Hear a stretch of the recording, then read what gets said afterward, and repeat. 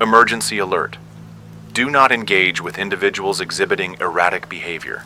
Shelter indoors. Await further instructions.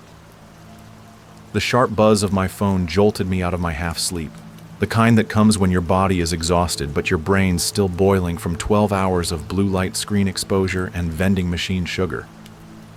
It was 3:16 a.m., and I was the only one left in the dorm-style office space. Another graveyard shift at DeltaNet Systems, a mid-sized tech support firm in Anchorage, Alaska.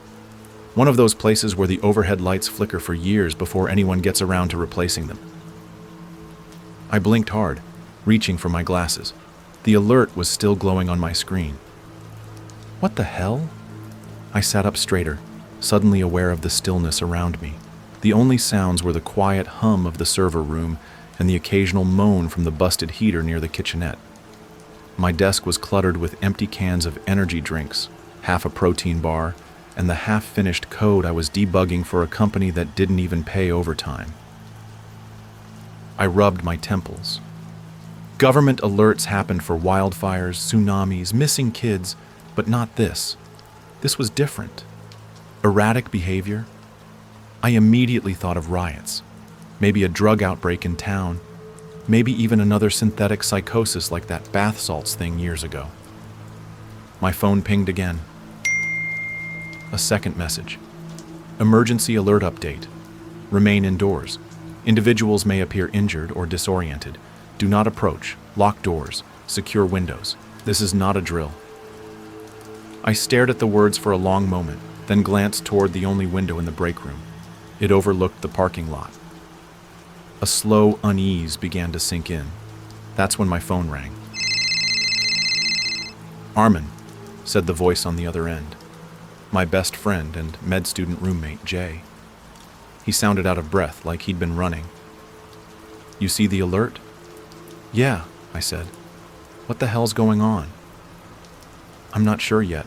I just left a party at Ria's place. Dude, people on the streets, they're freaking out. There was this guy, middle-aged, stumbling through the snow, shirtless, barefoot. Skin looked frostbitten or something. Eyes were messed up. Red, like completely red. He tried to grab someone, but he wasn't saying anything. Just moaning." "You're serious?"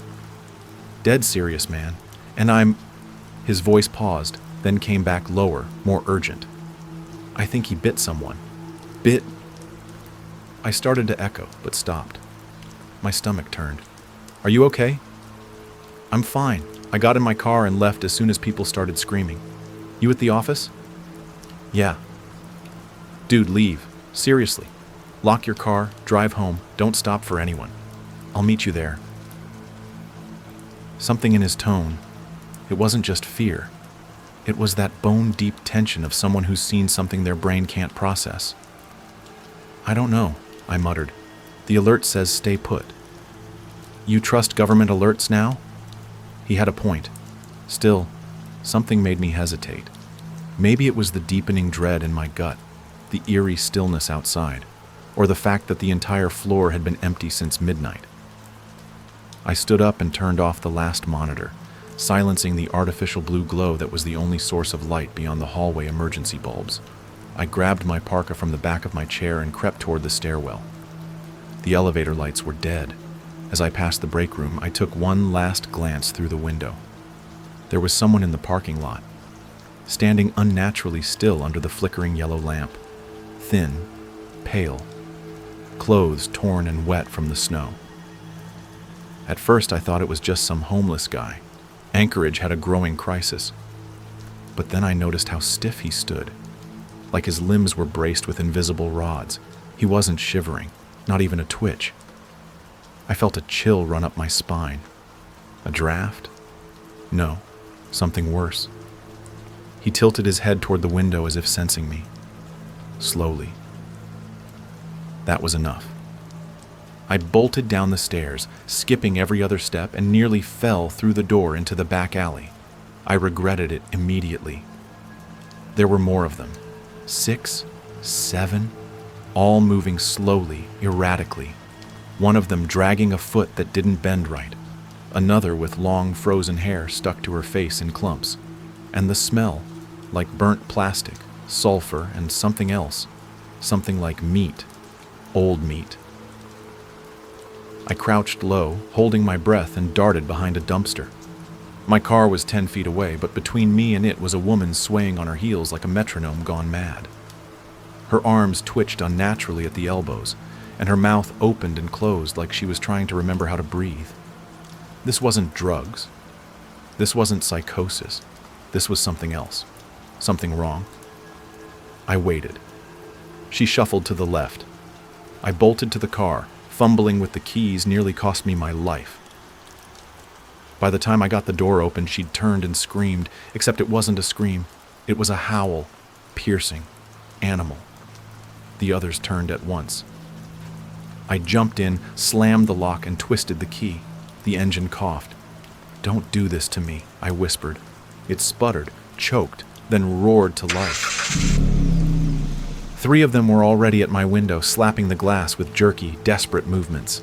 One of them smeared something across the windshield, something black and thick, like congealed blood. I threw the car into reverse, backed into a snow pile, then lurched out of the lot onto the empty, icy road. My breathing hadn't slowed by the time I got back to the apartment. Jay was already there, pacing outside our front door in full winter gear. He ran up as I parked and yanked my door open before I could even get out. "Did they follow you?" "No," I said, dazed. He shut the door behind me and locked it. I noticed his hands were shaking.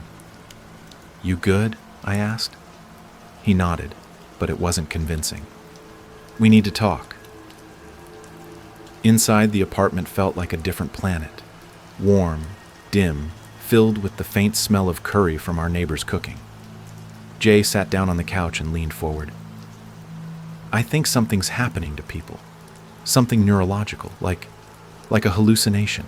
Mass scale." I raised an eyebrow. "What makes you say that?"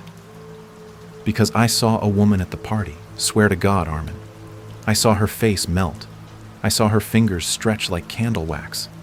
I freaked out and left. But on the road, I passed a group walking toward town. Their shadows didn't match their bodies. I looked again, and they were just normal people, hungry, cold." A chill crept down my spine. "You think we're seeing them wrong?" "I think something is making us see them wrong." Before I could respond, another alert hit our phones at the same time. Emergency alert update. Some individuals may appear monstrous or severely disfigured. These are symptoms of acute neurological interference. Do not trust your perception. Stay indoors. Do not engage. Jay looked at me. What the hell is going on? Outside, something slammed against the window. The sound hit the glass like a full-body thud. Not a knock, not a tap, a collision. Jay and I both froze, heads snapping toward the window facing the street. There was a smudge on the glass now, dark, smeared, something greasy and red-brown. Another thud followed, and this time I saw it. A figure, barely illuminated by the street lamp. It stumbled sideways after hitting the glass, then pressed its face right up to it. Skin peeling, eyes sunken, no teeth, just gums and blood. I flinched. Jay moved quickly, pulling the blackout curtain shut and backing away. "That's not a person," he said. But I wasn't sure anymore. "Maybe it is," I whispered. "Maybe it's what they said. Maybe we're seeing them wrong." He shot me a sharp look. "You think that thing is just some guy with a broken nose and bad luck?" "I don't know what I think." Another loud crack. This time it wasn't the window. It came from the back of the apartment. We both turned in unison. The hallway light flickered once and went out. Our building wasn't the most reliable. Half the time the radiators sounded like demons in the walls, but tonight it felt like the walls themselves were waiting. Jay grabbed the baseball bat from under the couch and crept down the hall. I followed, grabbing the only thing close, an old snow shovel from the coat closet. When we reached the back window by the kitchen, Jay peeked through the blinds. "Shit," he muttered. "What?"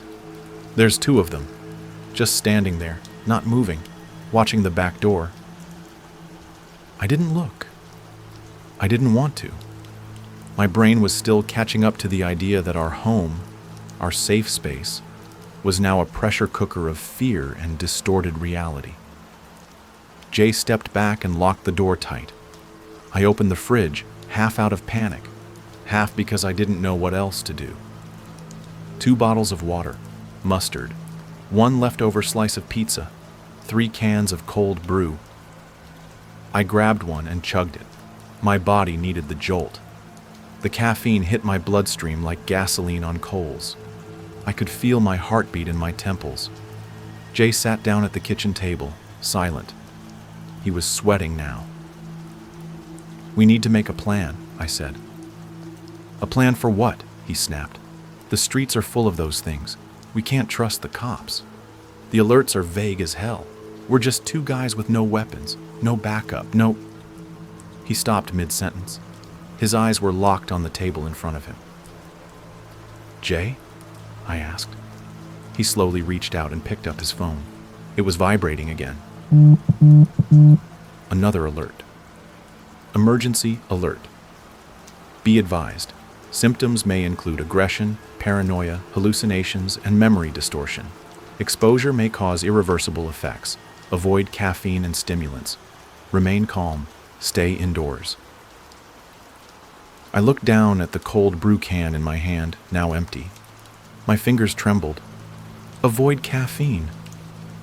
Jay looked at me. "You just drank one, didn't you?" I nodded. "I've had like 3 today. 4 maybe." His eyes flicked toward the hallway. "That's not good.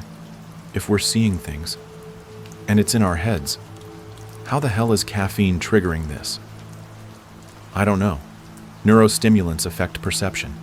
Maybe it amplifies the interference, like turning up static until the signal's gone." I leaned against the counter, trying to stay calm, but the room felt tilted now, off balance. My thoughts were running like freight trains, crashing into each other. Were we hallucinating?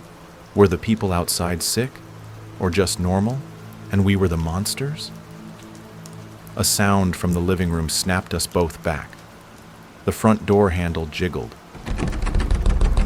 Jay ran over and pressed his eye to the peephole. He cursed again and stepped back. "It's a kid."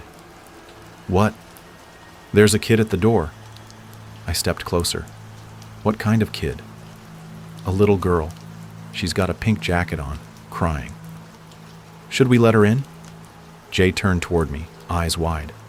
"Did you read the alert? We don't know what we're seeing. It could be something else. It could be nothing." My hands clenched into fists. What if it is just a kid?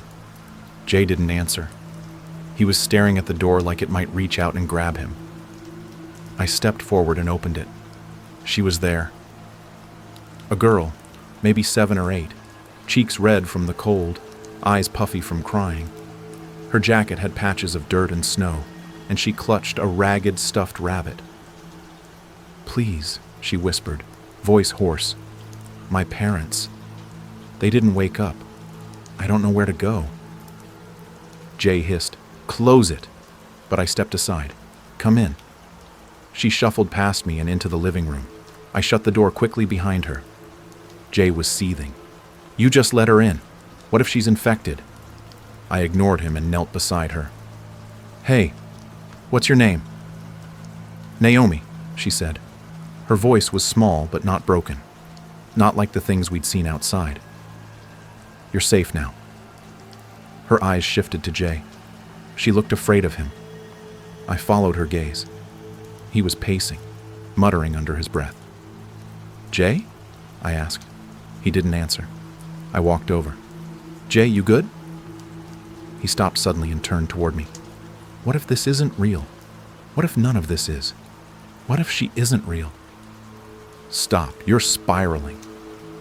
He raised the bat slightly. "What if you're not real?" I stepped back. "Put it down, man. You're scaring her." He blinked, eyes twitching. I need air." He turned and walked toward the balcony door, slid it open, stepped out into the freezing night. I turned back to Naomi. She was watching me, silent. unblinking. "You okay?" I asked. She nodded. "Are you?" I sat down on the floor, breathing hard. "I don't know." Outside, I heard Jay talking to himself, then yelling, then silence. I stood up and went to the balcony door. He was gone. I looked left, right. No sign of him. The balcony was 3 stories up. My stomach turned. I went back inside, locked the door, and slid down against the wall. Naomi was still watching me. "I think he jumped," I said quietly. She hugged her stuffed rabbit tighter. "I don't want to be alone," she whispered. "You're not." I got up and turned on the TV. Static. No channels. I tried the radio. More static. Another alert buzzed my phone. "Emergency. Alert. Level 3 contamination event confirmed. Visual and auditory distortions ongoing. All outside stimuli may be compromised. Do not trust your senses. Do not consume stimulants. Evacuation protocol pending." My heart sank. Then I noticed the lights. They were flickering now, not just dimming, pulsing, in sync with my heartbeat. And the sound, something like a whispering wind, began to crawl from the vents. Naomi was gone. The couch was empty. I stood up fast, heart pounding. "Naomi?" No answer. I checked the hallway, the kitchen, bathroom. Nothing. And then I saw it. The front door was open, just a few inches. Snow blowing in, on the ground by the threshold. Her stuffed rabbit, alone, cold, still. I stared at the rabbit for a long time. It sat there like a question I didn't want to answer. The silence felt constructed, like something was holding its breath just out of view. I crept toward the door, careful not to make a sound, and pushed it shut. The moment it clicked, I locked it, top and bottom, and pressed my back against it, heart still racing. The cold from outside still lingered in the room, like something had followed her in. I picked up Naomi's stuffed rabbit. It was damp from the snow, but warm in the center. Recent body heat. She had just been holding it. So, where the hell was she? I tore through the apartment, opened every door, flung back the shower curtain, checked the closets, under the bed. I even opened the oven, irrational as that was. Nothing, just gone, as if she'd never been here at all. I grabbed my phone and replayed the latest alert. Emergency alert. All outside stimuli may be compromised. Do not trust your senses. Do not consume stimulants. I sat on the edge of the bed, rabbit in hand, and tried to steady my breathing. I thought back to Jay, how quickly he'd spiraled after I let Naomi in. The paranoia. The way he looked at me like I was the one who'd changed. What if I had? I looked around my room. The walls were breathing. No, they weren't. I blinked, rubbed my eyes. The light fixture above me stretched like melting wax for a moment, then snapped back into shape. What the hell was happening to me? The cold brew, the caffeine. Avoid stimulants. That was what the alert had said. I went to the bathroom and stared at myself in the mirror. At first, everything looked normal. My hair was a mess, eyes bloodshot, just tired, overworked, scared. But then, the edges of my reflection began to ripple, like heat waves off asphalt. And then I smiled, except I hadn't. I watched in horror as the reflection grinned at me, wide, toothy, wrong. I turned away fast and smashed the mirror with my elbow. Glass shattered and rained into the sink. Shards caught the light and twisted like tiny knives, but they didn't show any reflection now. Good. I didn't want to see whatever the hell that was again. I backed into the hallway, breathing heavily. The silence was oppressive. Even the heater had gone still. No hums, no creaks, just silence, and the distant sound of wind scraping across the window like fingernails. I needed answers. I needed to know what the hell was real. I grabbed my jacket, phone, and flashlight and made for the front door. I didn't care about the alert anymore. I had to find Jay, or Naomi, or anyone. The streets were dead. Snow fell in slow spirals under the streetlights, which now flickered with a dull, orange hue. Anchorage always felt lonely at night, but now it felt abandoned. No cars, no pedestrians, not even dogs barking from inside apartments. I walked east toward the main road, flashlight in hand, careful not to slip on the ice. That's when I saw the grocery store. The glass doors were smashed. Shopping carts lay overturned in the lot. Inside, I saw dark shapes shuffling among the aisles. People? I stepped closer. They moved erratically, bumping into shelves, knocking over boxes. One of them crouched in the corner, gnawing on something. I ducked behind a parked car and watched. One woman, tall, long gray coat, walked slowly down the cereal aisle, arms twitching at the elbows. Her head turned in slow, deliberate jerks. She stopped in front of the shelves. And then she screamed, loud, ragged. A noise pulled from somewhere far deeper than her lungs. All the others snapped their heads in her direction, and then began to scream too. I pressed my hands over my ears, trying not to vomit. It wasn't the sound, it was what came with it. An image in my mind, not mine, forced into me, a field of metal, people chained to conveyor belts, blinking, unmoving, watching screens, tubes down their throats, a voice saying, "This is normal, you are safe, continue operation." I shut my eyes and bit my tongue hard enough to bleed. When I opened them, the grocery store was silent again. The people inside were still. No one was screaming anymore. I needed to leave. I turned and ran, past the broken carts, down the street, back into town. I didn't stop until I reached the intersection near the library, where I collapsed behind a bus bench and tried to catch my breath. My phone buzzed again. Another alert. Emergency alert. Reminder. Individuals under influence of distortion will interpret ordinary people as hostile or grotesque.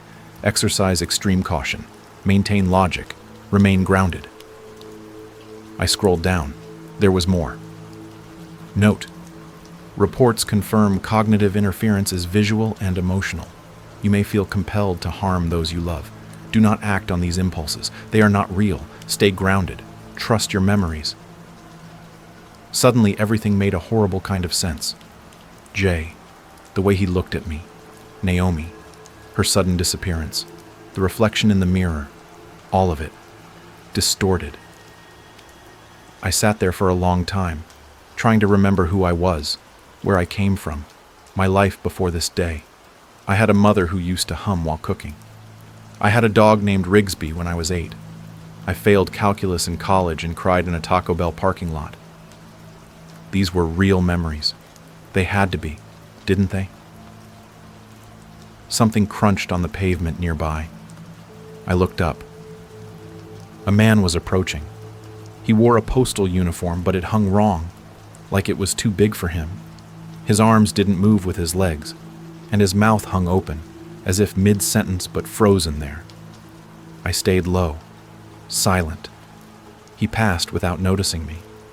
I stared after him, heart hammering.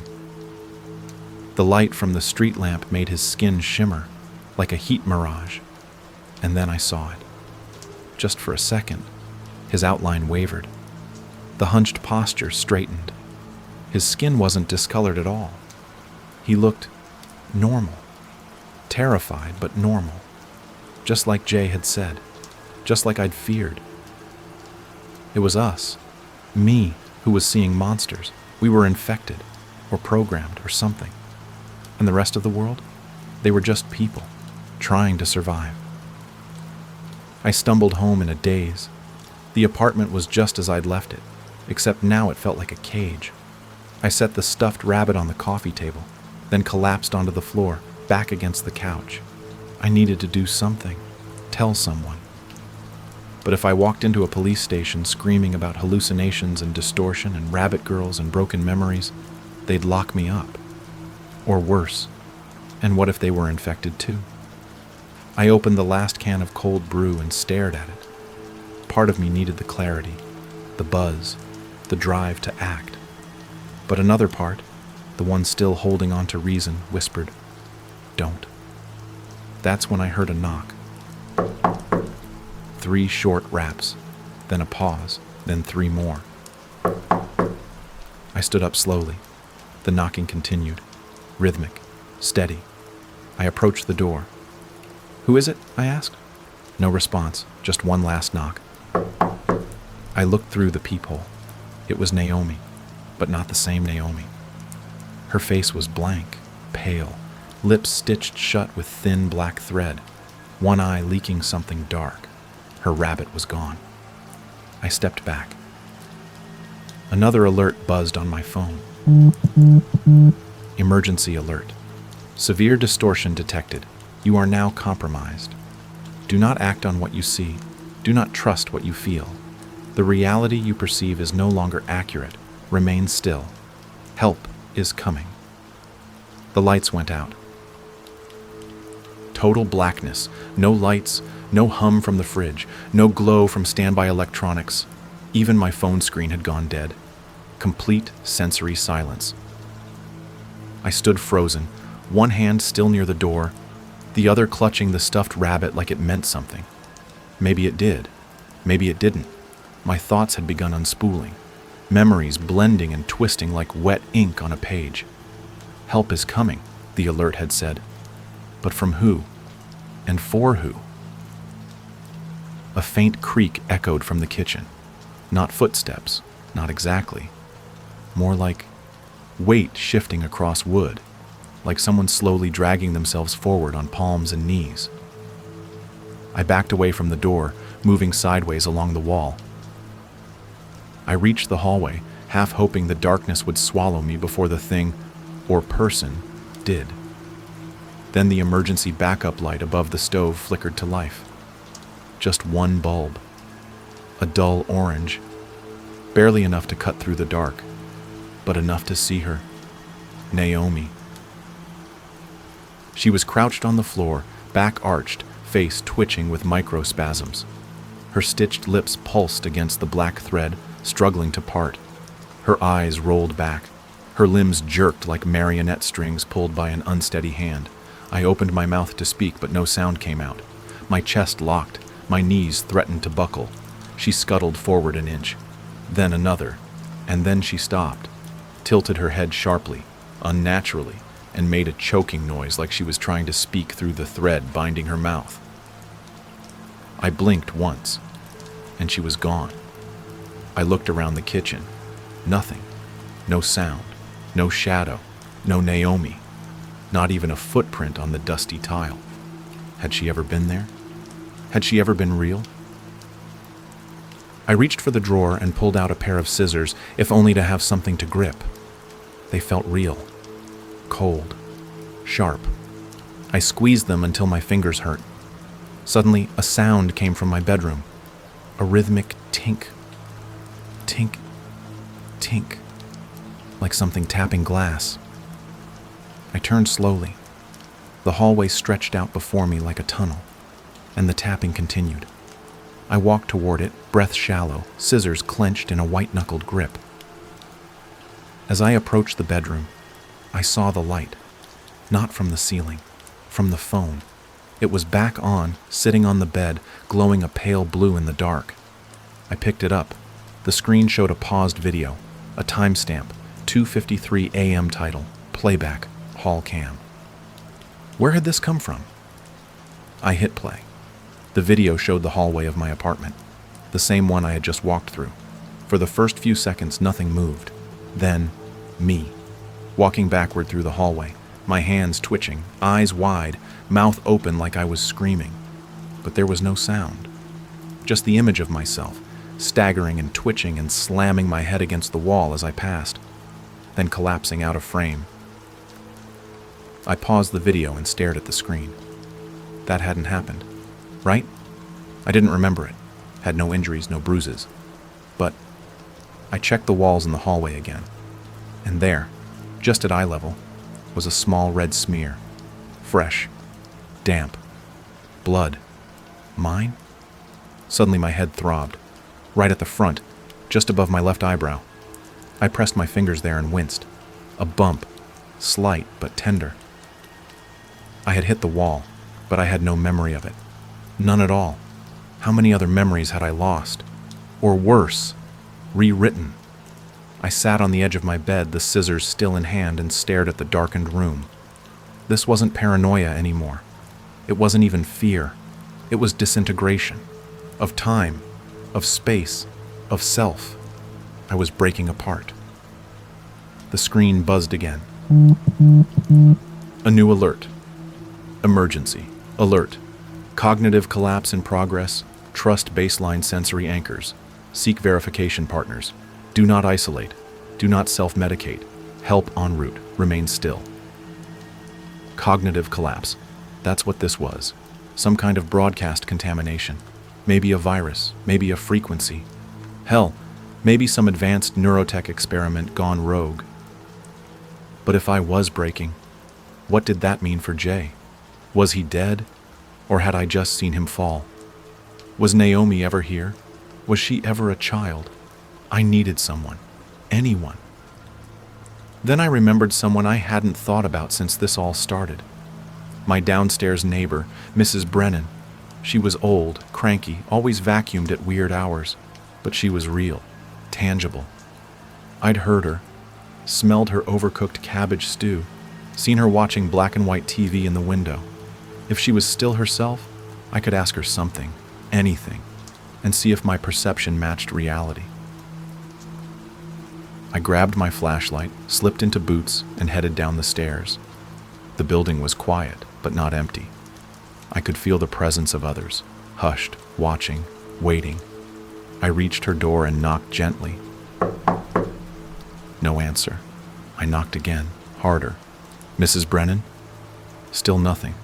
I tried the knob. It was unlocked. The door creaked open. Her apartment was dimly lit by a floor lamp in the corner. I stepped inside slowly. Hello? That's when I saw her. Mrs. Brennan sat in her recliner, eyes glued to the TV. A black and white film played, something old with scratchy audio and flickering images. Her hands were folded in her lap. Her chest rose and fell. Alive. I sighed with relief. Mrs. Brennan? She didn't move. I took a step closer. Ma'am? Her head turned. Slowly, like a gear grinding through years of rust. Her eyes locked onto mine, and she smiled. It was the first time I had ever seen her smile. It was wrong. Too wide. Too symmetrical. Too calm. She raised one hand and pointed toward the TV. I followed her gaze. On the screen was a news broadcast. A man in a suit stood at a podium, reading from a paper. His voice came through, distorted but clear. You are not seeing monsters. You are seeing through the veil. The distortion is not a flaw. It is the truth. I stepped back. Mrs. Brennan stood, her joints popping. You were supposed to forget, she said softly. I ran. Out the door. Down the hall. Back into the stairwell. Her voice followed, even though her lips hadn't moved. We tried to protect you from the truth, but you kept looking. I slammed the door behind me once I was back in my apartment and braced it with the bookshelf. Books spilled everywhere, but I didn't care. I just sat there on the floor, surrounded by paper and static and silence. That's when the walls began to change. Not in shape, not in size, in texture, flesh. The wallpaper peeled back in strips to reveal wet, veiny surfaces pulsing with every beat of my heart. I screamed and closed my eyes, and when I opened them, it was all gone. Just drywall, just white paint. I curled up on the floor, hugging Naomi's rabbit. Not because it made me feel safe, but because it was the last thing I remembered being real. I don't know how long I stayed on the floor. Time doesn't feel real anymore. My phone's clock glitches every few minutes, sometimes freezing, sometimes skipping ahead by hours. The weather outside keeps shifting, too. 1 minute, thick snow covers the windows. The next, it's clear. I swear I even saw daylight once. But when I blinked, it was dark again. My thoughts are unraveling. But the rabbit, that damn rabbit, is always in the same place. And that has to mean something. I decided to test something. Something the alert said. Trust baseline sensory anchors. That rabbit. It was the first thing I touched that still felt real. The first object that didn't shimmer, stretch, or twitch. So I set it in the middle of the floor. Then I picked up a glass and set it next to it. Then a spoon, a shoe, a book, my phone, my keys. One by one I watched. Every other object eventually shifted, flickered, melted, glitched. My phone buzzed when it wasn't on. The spoon bent and straightened like breathing metal. Even the book's words rearranged themselves into gibberish the moment I blinked. But not the rabbit. It just sat there, silent, still, constant. It was my baseline. It had to be. I left it there and went into the bathroom again. The mirror was still broken. Good. I didn't want to see the thing in there again. I splashed cold water on my face, but the water felt warm, then cold again, then sticky. I looked down. It was black, thick, oily. I jerked my hands back. The sink was empty, just water. I don't scream anymore when things like that happen. I don't even flinch. It's like my brain is developing calluses. There's only one place I haven't gone since this all started. The basement. Of course, the building has one. It's old, creaky, and we've always been told to avoid it because of some structural hazard. But I've heard footsteps coming from down there at night. Always thought it was raccoons or pipes banging. Now I'm not so sure. If there's an answer to this, if there's a route to the infection, or hallucination, or whatever this is, it's going to be in the last place I haven't looked. I grabbed my flashlight, my scissors.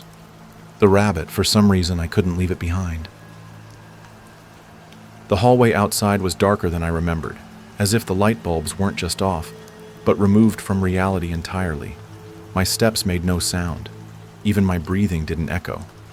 I reached the basement door at the end of the hallway. The sign, "Authorized personnel only," was peeling and half torn. I turned the knob. It opened. No resistance.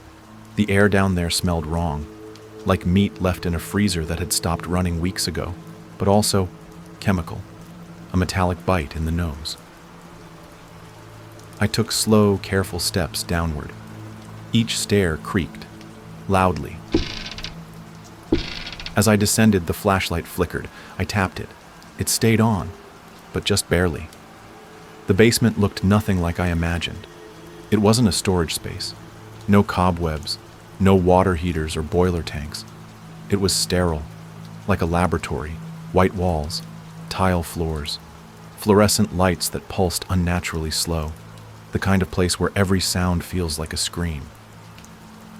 Desks lined the walls. Each one held machines, tubes, screens, blinking consoles I couldn't make sense of.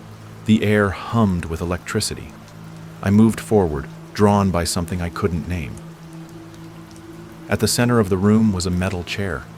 A person sat in it, or what looked like a person. Their head was tilted back, eyes rolled up into their skull. Dozens of thin black cables snaked from the back of their neck into the ceiling. I stepped closer. The body twitched. I froze. One of the nearby monitors lit up, displaying words in rapid sequence. Project Ghost Field, Subject 19, still active. Field distortion, 87%, system override failed, emotional coherence lost. The body in the chair groaned, low, guttural, human. I took a step back. The screen changed. Warning, containment failure imminent. Baseline breach detected. I stared at the figure. Slowly, they turned their head toward me, their face. It was mine, sallow, haggard, eyes sunken and veined, skin pallid as if drained of blood. The mouth moved, words formed, but no sound came out. I leaned closer, lip reading. That's all I had. I watched carefully. 3 words. Get me out. I stumbled backward. The flashlight dropped. The lights overhead flickered violently, then died. Darkness. Total. The room filled with an unbearable buzzing noise, like thousands of insects screaming through my eardrums. Then a voice. Not in my ears. In my head. You were the test, Armin, not the observer. I pressed my palms against my temples. You were never meant to remember, but you kept following the threads, picking at the seams. We showed you what you wanted. Monsters, victims, yourself. I screamed. You were never outside. There was never a town. Only stimulus, only control, only perception. My body convulsed. I collapsed on the tile floor, clawing at my face, the walls, the air. Then the light returned, but everything was different. The basement was gone. I was in a hospital room, white, clean, beeping monitors, tubes in my arm. A nurse stepped into view, clipboard in hand. She smiled gently. "Good morning, Mr. Reza. Can you hear me?" I opened my mouth. No sound came out. She nodded. "That's normal. You've been under deep therapy, severe psychotic delusions. But you're back now. You're safe." I looked around. Jay was there. He looked calm, healthy, sitting in a chair by the window. He smiled too. "You scared the hell out of me, man," he said. Naomi walked in holding the stuffed rabbit. I stared at her. She looked real, so very real. Was this it? Was this the truth? Jay leaned forward. "Everything's fine now, you're back. The program worked." I blinked. My eyes burned. Naomi approached and set the rabbit in my lap. I looked down. It was melting. The stitches opened. Black threads spilled out like worms. The nurses' faces began to slide. Jay's skin shimmered. Naomi's eyes darkened, turned to voids. The walls began to breathe again. And in my head, the voice returned. "Almost had you. But you always see through, don't you? Let's try again." Darkness. A sound. Buzzing. My phone vibrated. Emergency alert. Do not engage with individuals exhibiting erratic behavior. Shelter indoors. Await further instructions. I sat up, alone, in my office chair. 3:16 a.m. Outside the window, someone was standing under the flickering street lamp. Still, pale, watching. I didn't move. I couldn't. The alert on my phone kept buzzing, looping the same warning again and again, as if stuck in a feedback glitch. Emergency alert. Do not engage with individuals exhibiting erratic behavior. Shelter indoors. Await further instructions. Outside the window, under the flickering orange light, the figure remained still, just watching. I'd seen this moment before, lived it. More than once, maybe. The memories layered now, stacked like broken glass. The basement, the girl, Jay, Mrs. Brennan, the hospital, the cables, my reflection, the emergency alerts. Every version of this story played out with minor changes, but always with the same outcome. Me. Here, alone, awake, aware. But now the fear was gone. Something deeper had settled in its place. Acceptance. I stood and walked toward the window. The figure raised its arm slowly and pointed at me. I nodded, because I understood now. We weren't infected by some external force. We weren't attacked by zombies or plagued by the walking dead. There were no monsters. There were only filters, visual, emotional, sensory. And for most people, they worked flawlessly, designed to smooth out the sharp edges of life, to protect the brain from horror it couldn't process. But something had failed in me. Maybe the caffeine burned through the haze. Maybe the emotional pressure cracked the lens. Maybe I was always going to wake up. And once you see past the veil, there's no going back. The world outside? It wasn't full of corpses. It was full of people. Real people. Hungry, cold, desperate, twisted only by the lens placed between us. And I had hurt them. I'd thought they were infected. I'd attacked, fled, hated. all based on what I saw, not what was. Jay, in whatever version he had last existed, had said it. Maybe we're seeing what someone wants us to see. And I finally knew why. Fear controls better than truth, because fear keeps us in our homes, silent and obedient. Fear makes us ignore the sick, the poor, the desperate. Fear turns a mother and child at a border into snarling monsters. Fear turns a frightened stranger on the sidewalk into a threat, and fear had turned me into a weapon. I looked down at the rabbit in my hands, still whole, still real. A breadcrumb left by someone or something that didn't want me to forget entirely. My last tether to the truth. I took it with me. I opened the front door. The hallway outside was empty and dark, but not sinister. Just quiet. Down the stairs out into the snow-covered street. The figure from the lamp was still there. But as I approached, its features sharpened, clarified. It wasn't a monster. It was a man. Middle-aged, frost-bitten hands. Eyes red from crying. He didn't say anything. He didn't need to. I nodded to him and kept walking. All around me now, the zombies wandered, aimless and half-frozen. Mothers held children. Men clutched bags of salvaged food. They looked up at me as I passed, afraid of me, and they were right to be. I had been one of the blind, one of the soldiers of the system that saw them as less than human. But now I was one of them. Because once your eyes open, the system no longer recognizes you. You become what they fear, and the emergency alerts don't stop. My phone buzzed again. I looked at the screen. Emergency alert. Subject Riza no longer stable. Category red. Do not trust subject. Disengage immediately. A woman crossing the street shrieked at the sight of me. She saw my face, or what they told her it was. Maybe my skin was melting in her eyes. Maybe my mouth was filled with blood. Maybe she heard me scream when I only said hello. But I didn't try to explain, because I knew how it worked now. How the world runs smoother when the undesirable, the questioning, the awake are kept apart from the rest. I left the town behind, found the woods, followed the river until the noise of civilization faded, and I waited, not for help, not for rescue, but for the others. Because there would be others. People like me. People who drank too much coffee, who stared too long at the cracks in the wall, who noticed the way reality twitched when no one else was looking.